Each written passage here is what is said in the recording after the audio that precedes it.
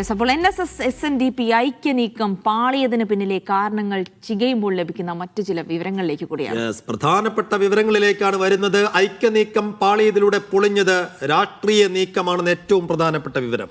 BDJSനെ പിന്തുണയ്ക്കണമെന്ന ആവശ്യത്തോടെയാണ് സഖ്യം പൊളിഞ്ഞത്. BDJS മത്സരിക്കുന്ന മണ്ഡലങ്ങളിൽ പിന്തുണ വേണം എന്നതായിരുന്നു SNDPയുടെ ആവശ്യം. തുഷാർ വെള്ളാപ്പള്ളിയെ ദൂതനാക്കിയത് ഇതിന്റെ ഭാഗമായിട്ടായിരുന്നു. സുകുമാരൻ നായർ തന്നെയായിരുന്നു NSS കൗൺസിലിൽ വിഷയം അവതരിപ്പിച്ചത്.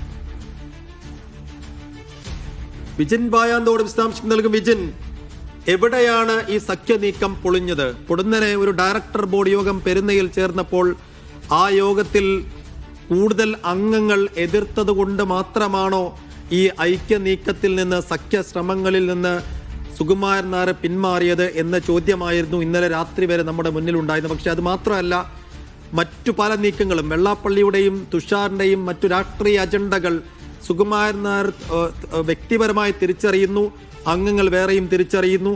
അപ്പോൾ എന്തായിരുന്നു തുഷാറിന്റെയും SNDPയുടെയും നീക്കങ്ങൾ എന്നാണ് ഇപ്പോൾ മനസ്സിലാകുന്നത്.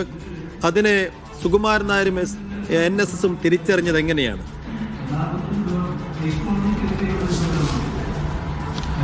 സൈഫുദ്ദീൻ, തീർച്ചയായും. അതായത് ഇക്കാര്യത്തിൽ ഡയറക്ടർ ബോർഡ് യോഗത്തിൽ എടുത്ത തീരുമാനം മാത്രമല്ല, അതിനു മുമ്പ് ചേർന്ന NSS കൗൺസിൽ യോഗത്തിലും ഇതേ നിലപാട് സുകുമാരൻ നായർ തന്നെ സ്വീകരിച്ചു. അതായത് രാഷ്ട്രീയ ലക്ഷ്യമാണ് BDJS മുന്നോട്ട് വെക്കുന്നത്. NSS SNDP ഐക്യം എന്നൊക്കെ പറയുമ്പോൾ അതൊരു സാമുദായിക ഐക്യം എന്നതിനപ്പുറത്തേക്ക് BDJSനും BJPക്കും വേണ്ടിയുള്ള ഒരു ലക്ഷ്യം അതിന് പിന്നിൽ ഉണ്ടായിരുന്നു എന്ന തിരിച്ചറിവാണ് നിലവിൽ സുകുമാരൻ നായരെ ഇക്കാര്യത്തിൽ